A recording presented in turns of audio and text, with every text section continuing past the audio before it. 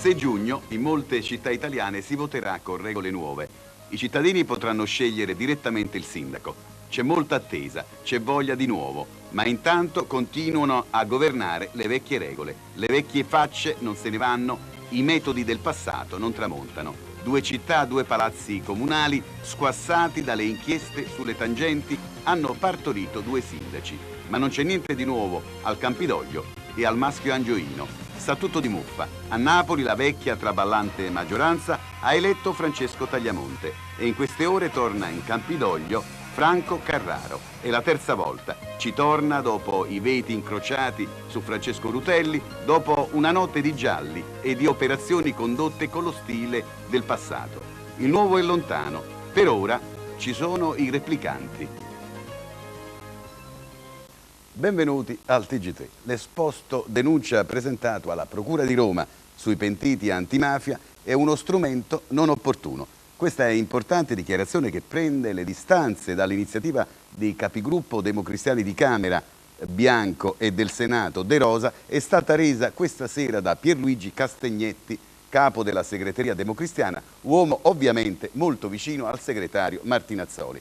Castagnetti ha poi aggiunto: non è vero che ci sia un complotto contro la democrazia cristiana, ma c'è un tentativo di appiattire la nostra storia su vicende giudiziarie. Castagnetti queste dichiarazioni le ha fatte a Modena ad un convegno di circa 300 autoconvocati democristiani che chiedono una costituente per fondare un nuovo partito cattolico.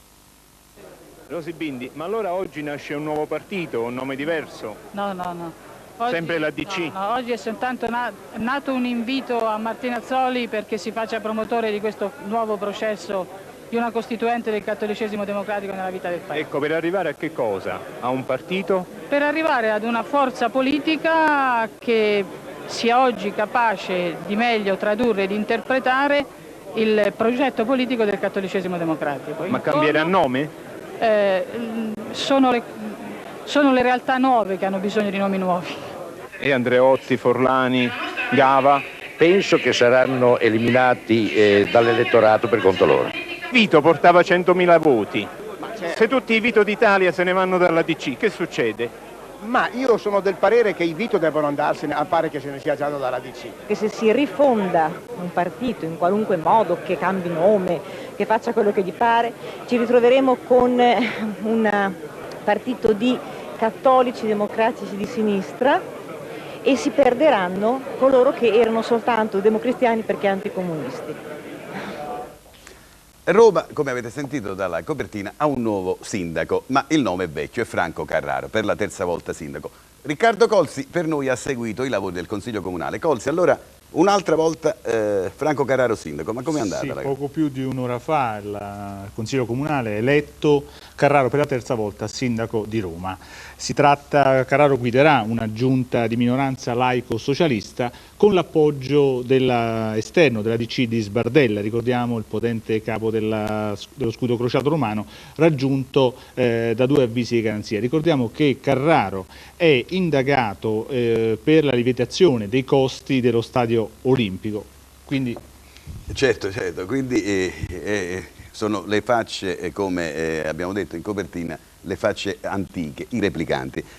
Colsi, ma a 00:01 sarebbe scattato il commissariamento del Consiglio Comunale di Roma se non fosse stato eletto il sindaco. Ecco. Sì, in extremis è stato fatto il sindaco dopo 2 mesi di crisi. Va ricordato che dietro a questa elezione c'è una notte di misteri, una notte di gialli. Fino a una notte fra sabato e domenica doveva diventare sindaco di Roma l'indipendente di sinistra Enzo Forcella. Poi un intrecciarsi di telefonate, entra in ballo anche il leader Pannella, il leader dei radicali Pannella. Ricordiamo che 2 antiproibizionisti eletti a Roma entreranno nella nuova giunta del Carraro Ter.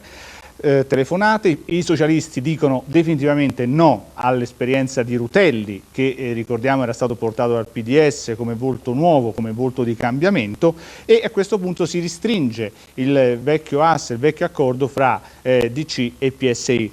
Va ricordato che questa giunta capitolina fu eletta, questo consiglio comunale fu eletto nell'89, quando politicamente il quadro politico era enormemente diverso da oggi, quando i riferimenti erano quelli del CAF, CAF, il cosiddetto CAF composto da Craxi, Andreotti e Forlani. Quindi mi pare di aver capito che il nuovo sindaco facce vecchie con i replicanti e si va avanti. Speriamo per il meglio. Cambiamo pagina, politica estera. La seconda e ultima tornata dei colloqui di Vancouver tra il presidente americano Clinton e il russo Yeltsin è ancora in corso. Immediatamente prima dell'inizio dei colloqui, gli Stati Uniti avevano annunciato la concessione di aiuti alla Russia per $1 miliardo e 600 milioni di dollari. Sentiamo Antonio Di Bella. Clinton rompe il cerimoniale, si avvicina alla gente, saluta, sorride. È il momento in cui sta per annunciare ufficialmente, in una conferenza stampa congiunta, l'aiuto finanziario di Washington a Mosca, $1 miliardo. Si aggiungono a 600 milioni già stanziati, facendo così salire la cifra complessiva a oltre $1,5 miliardi. Yeltsin ha buoni motivi per sorridere al fianco di Clinton.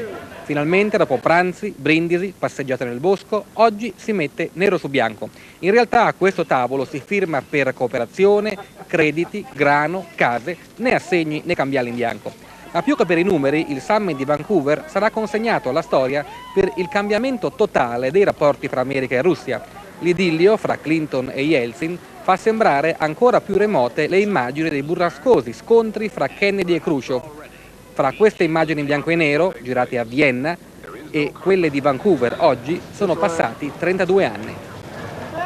E sempre al vertice di Vancouver, il segretario di Stato americano e il ministro degli esteri russo hanno discusso della Bosnia ed hanno esaminato la possibilità di prendere provvedimenti urgenti. Vediamo il servizio. Riprendono i bombardamenti assieme al ponte aereo. 7 morti a Sarajevo, proprio a un anno dall'inizio del lungo e sanguinoso assedio della città bosniaca. Combattimenti sono segnalati anche attorno a Srebrenica,